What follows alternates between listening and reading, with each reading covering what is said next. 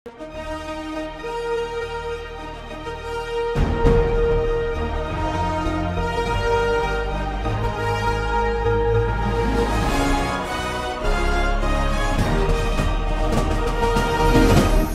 பார்த்து கொண்டிருப்பது உங்கள் ஜாஷ்வா டிவி. சகல ஜனங்களுக்கும் நற்செய்தி.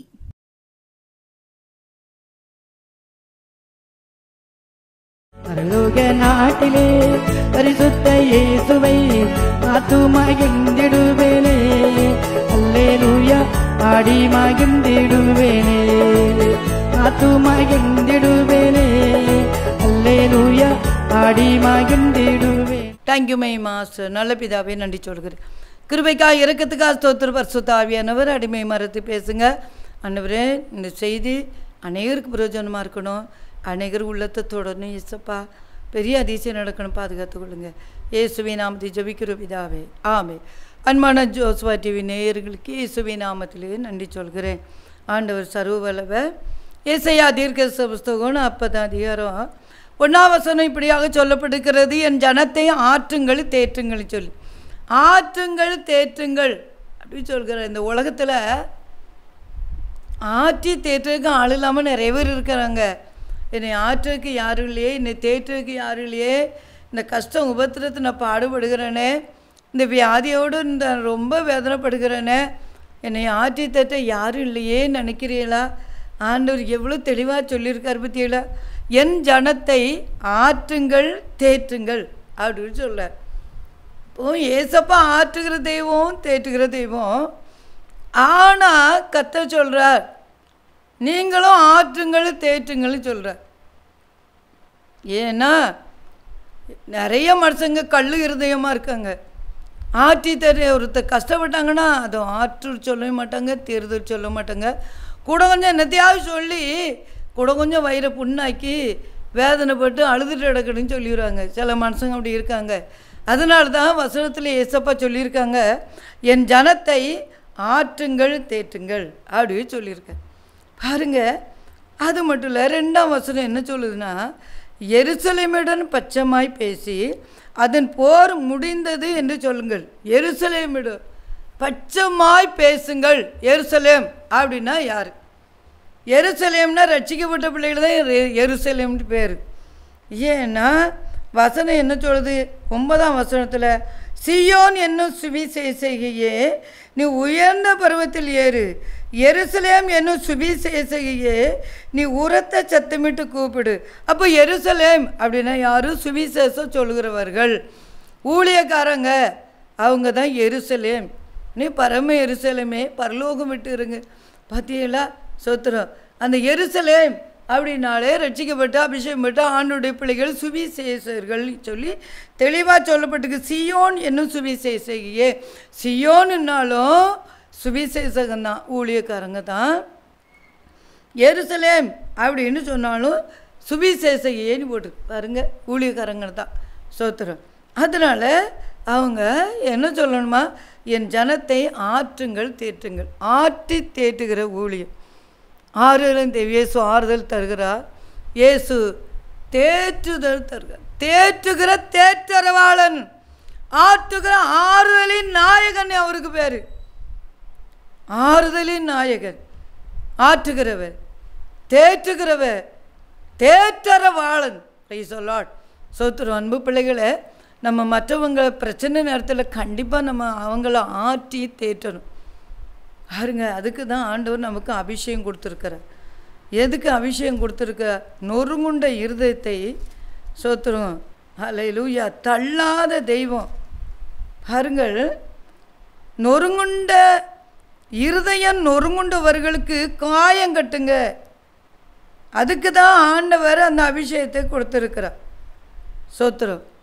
பாருங்க, சில டாக்டர்கிட்ட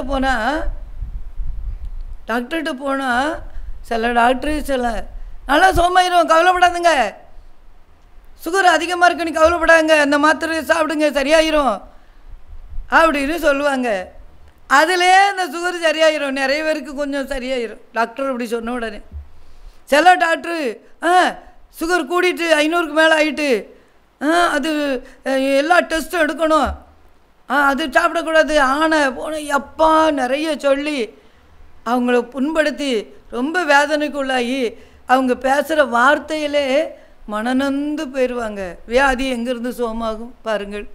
ஆற்றுங்கள் தேற்றுங்கள் சொல்கிறார் அந்த டாக்டர். ஒரு மனுஷன் டாக்டர் அவங்க கூட அதை ஆற்றி தேடுற மாதிரி ஆறுதல் சொல்கிற மாதிரி வியாதி சுகமாயிரும், ஒன்றும் இல்லை இந்த மாத்திரை சாப்பிடுங்க சரியாயிரும் அப்படி சொன்னால் அந்த வியாதியே சரியாக தான் சொத்துரும். அப்போ நம்ம கர்த்தருடைய பிள்ளைகள் எருசலேம் சுவிசேஷகியே, சியோன் என்னும் சுவிசேஷகியே, நம்ம எல்லாம் ஆற்றி தேற்ற ஆண்டவர் நம்மை அபிஷேகம் பண்ணி வச்சிருக்கிறார். ஆறுதல் கொடுக்கணும். கவலை நேரத்தில், பிரச்சனை நேரத்தில், வியாதி நேரத்தில் அவங்கள நம்ம ஆற்றி தேற்றணும். பாருங்கள் சொத்துறோம். ஹல்லேலூயா. கெத்செமனே தோட்டத்தில் இயேசு யாராவது ஆறுதல் பண்ணாங்களா? அடித்தாங்களே, வாரநாள் அடித்தாங்க, முள்கரியில் சுடுனாங்க, துப்புனாங்க, என்ன அநியாயம் நடந்துச்சு. யாரும் ஆற்றி திட்டுருக்கு ஆளே இல்லை. ஒருவேளை இயேசு பிறந்த பொழுது கூட, பிறக்கிற பொழுது கூட சத்திரத்தில் இடம் இல்லை. மரியாள் எப்படி வேதனைப்பட்டிருப்பா? குழந்தை வயிற்றில் இருக்குது, சத்திரத்தில் இடம் இல்லை, மழை வர பெஞ்சிட்ருக்கு, இருட்டு நேரம், எப்படி குழந்தை பெற்றெடுக்க எவ்வளோ வேதனைப்பட்டிருப்பா?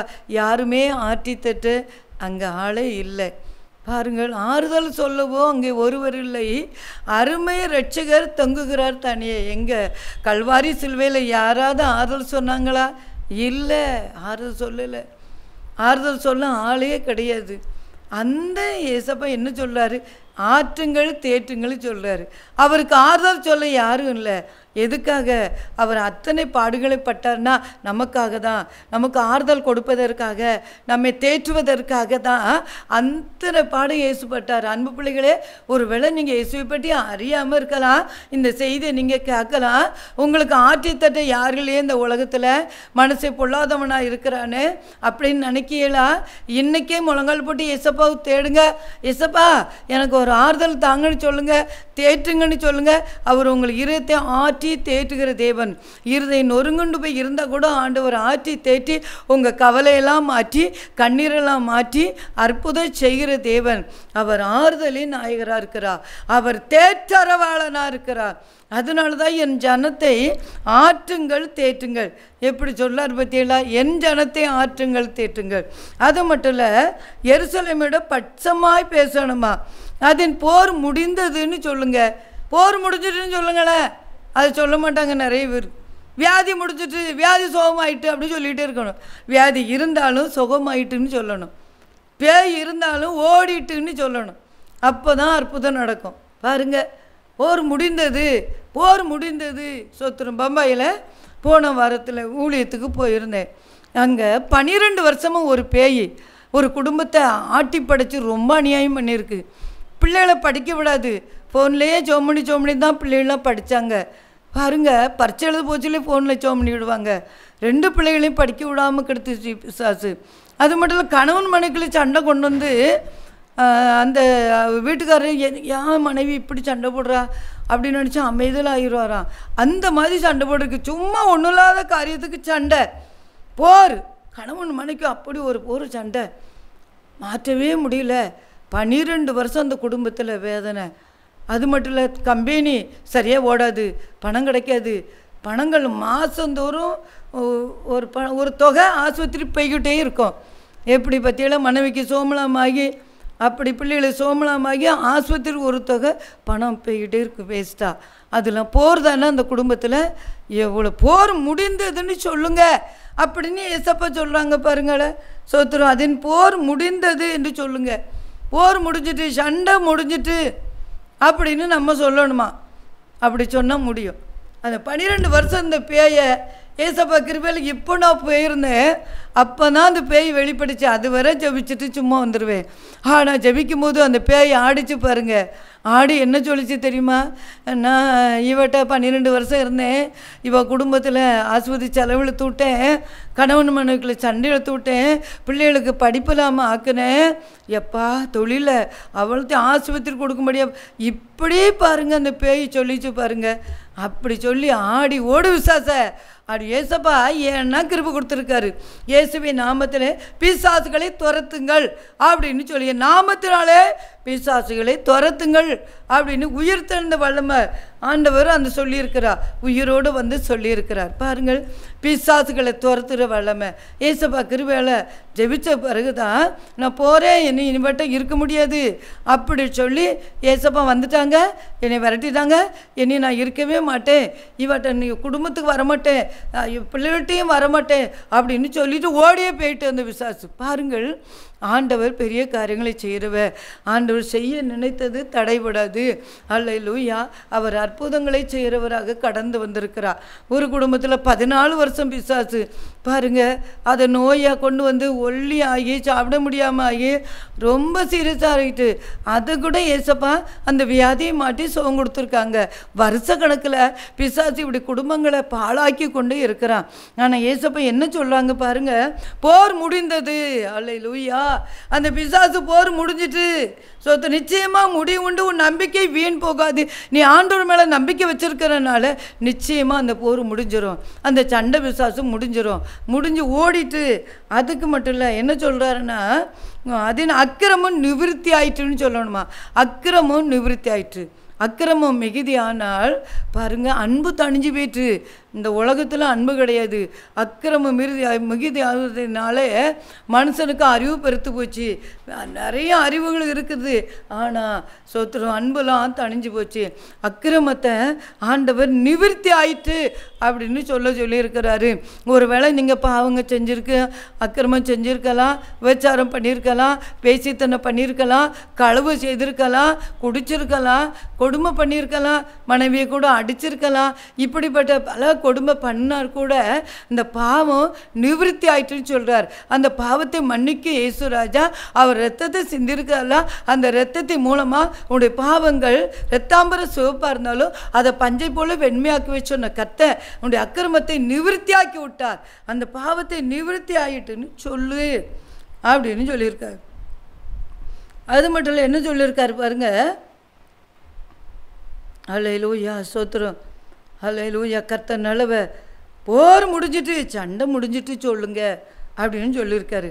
அக்கிரமமும் நிவிருத்தி ஆயிட்டுன்னு சொல்லுங்க, பாவங்கள் நிவிருத்தி ஆயிட்டுன்னு சொல்லுங்க, அக்கிரமம் நிவிருத்தி ஆயிட்டுன்னு சொல்லுங்க, போர் முடிஞ்சிட்டுன்னு சொல்லுங்க.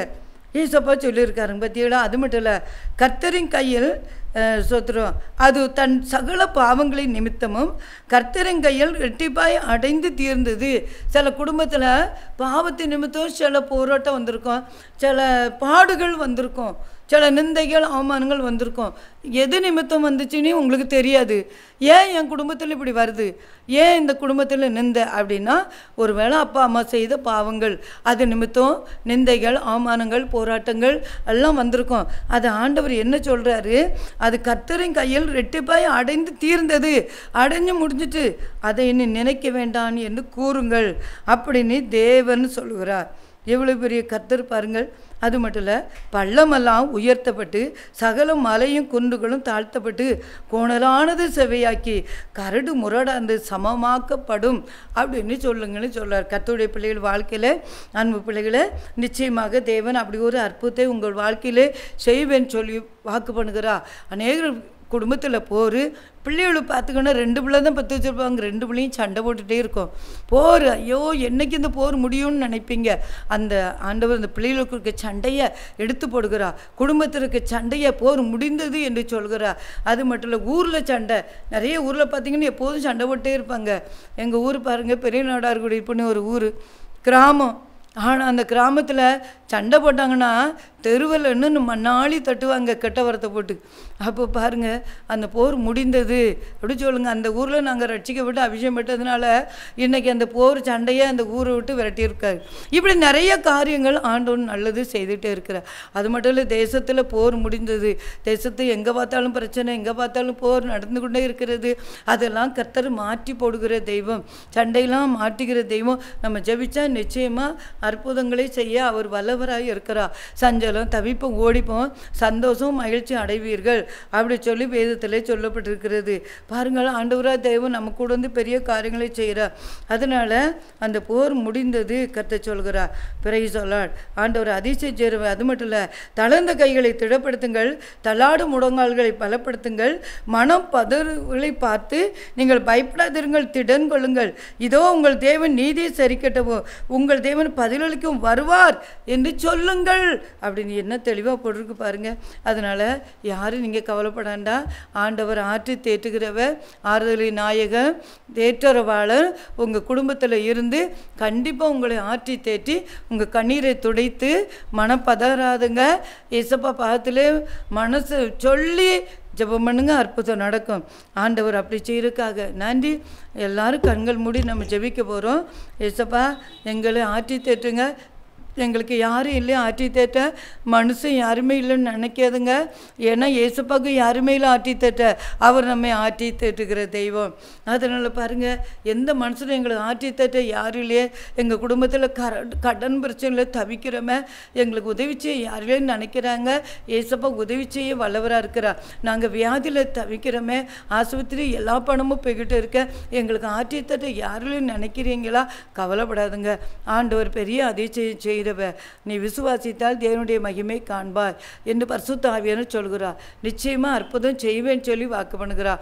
அவர் சர்வ வல்லவர். இந்த புத்தேரி ஆஸ்பத்திரியில் ஒரு குடும்பம் சுகமில்லாமல் ஒரு மகளுடைய கணவனுக்கு 11 நாள் ஆஸ்பத்திரியில் வச்சுருக்காங்க. காய்ச்சல் விடலை, குளிர் விடலை, பயங்கரமான பிரச்சனை. ஏசப்பா அந்த ஃபோனில் நம்ம பம்பாயிலேருந்து ஆனாலும் ஜபிக்க சொன்னாங்க. ஜபித்த போது ஏசப்பா சுகமாக்கி வீட்டுக்கு கொண்டு வந்துட்டாங்க. ஆண்டவர் அதிசயங்களை செய்கிற தேவன், ஆற்றி தேட்டுகிற தேவன்.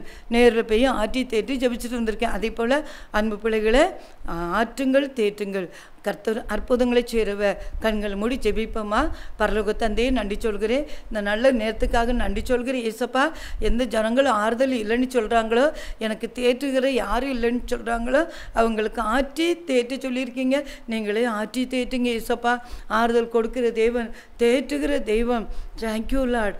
அப்படி செய்கிறதுக்காக நன்றி சொல்கிறேன். ஆற்றி தேற்றி ஆறுதல் கொடுத்து, வியாதி இருந்தால் வியாதியை மாற்றுங்க, கடன் பிரச்சனை தான் மாற்றிருங்க ஏசப்பா.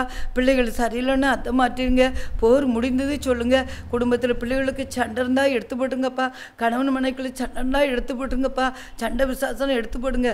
போர் முடிந்தது சொல்லுங்க. முடிந்தது. நிச்சயமாக முடிவு உண்டு. நம்பிக்கை வீண் போகாது. கர்த்தர் மேலே யார் நம்பிக்கை வச்சுருக்காங்களோ அவங்க பிள்ளைகளுக்கு நிச்சயமாக முடிவு கொடுத்துருங்கப்பா. அதிசயம் அற்புதம் நடக்கட்டும். தேவன் அப்படி செய்யறதுக்காக நன்றி. அதிசயங்களை செய்யறதுக்காக நன்றி சொல்கிற கிருபைக்கா இறக்கத்துக்காக ஸ்தோத்திரம். ஆற்றுகிற தேவனே நன்றி. தேற்றுகிற தேற்றற வாழனே உமக்கு நன்றி சொல்கிறேன். பரிசுத்த ஆவியானவரே உமக்கு நன்றி. சர்வ வல்லவரே உமக்கு நன்றி. Thank you my Lord, thank you my master, thank you my father நன்றி சொல்கிறேன் ஏசப்பா. கிருபையுள்ள கரங்களே தாழ்த்துறேன். ஒவ்வொரு பிள்ளைகளுக்கும் அப்படியே அற்புதம் செய்யுங்க. இது ஒரு வேளை இயேசுவை பற்றி அறியாத பிள்ளைகளாக இருந்தாலும் அவர்களுக்கு ஆறுதல் சமாதானம் கொடுத்து ஆண்டவர் வழிநடத்துங்க ஏசப்பா. உண்மை நோக்கி ஜெபிக்க உதவி செய்யுங்க. அல்லேலூயா. ஆண்டவர் அப்படி செய்யறதுக்காக நன்றி சொல்கிறப்பா. குடும்பத்திலே போர் முடியட்டும் ஐயா. அக்கிரமம் நிவிருத்தி ஆகட்டும் ஆண்டவரே. அல்லேலூயா. என்ன பாவம் செய்த அந்த அக்கிரமத்தை நிவிருத்தியாக்கி கொடுங்க ஏசப்பா. நீங்கள் அப்படி செய்யறதுக்காக நன்றி. அதிசயம் செய்யறதுக்காக நன்றி ஏசப்பா. கரங்களை தாழ்த்துறேன். பெரிய காரியங்களை செய்யுங்க ஏசப்பா. உங்கள் கரத்திலே தாழ்த்துறேன். தேங்க்யூ மயிலாடு. ஒவ்வொருவரையும் தாழ்த்துறேன் ஏசப்பா. ஆசீர்வதிங்க. டிவி சேனல் பிள்ளைகளை ஆசீர்வதிங்க. பண தேவைகளை சந்திங்க ஏசப்பா. இன்னும் என்ன பொருள் வாங்கணுமோ அதெல்லாம் சந்திங்க ஏசப்பா. அது மட்டும் இல்லை, திருநெல்வேலி மாவட்டம், கன்னியாகுமரி மாவட்டம், அன்பரே தூத்துக்குடி மாவட்டம், எல்லா மாவட்டங்களிலும் இந்த டிவி நிறைய பேர் பார்க்கட்டும். அதுக்கு இறக்கஞ்சிங்க இசப்பா. அதுக்கு தேவைகளை சந்திங்க இசப்பா. நீங்கள் அப்படி செய்ய போகிற ஸ்தோத்திரம். பல லட்சங்கள் பல கோடி மக்கள் பார்க்கட்டும் இசப்பா. ஆசீர்வாதத்தை பெற்றுக்கொள்ளட்டும் இயேசப்பா. ஆண்டோட கருத்திலே அர்ப்பணிக்கிறேன். பெரிய காரியங்களை செய்யுங்க. ஆசீர்வதிங்க. கிருபை சூழ்ந்துகொள்ட்டு பாதுகாத்து கொள்ளுங்க. இயேசுவின் நாமத்திலே ஜெபிக்கிறோம் நல்ல பிதாவே. ஆமீன்.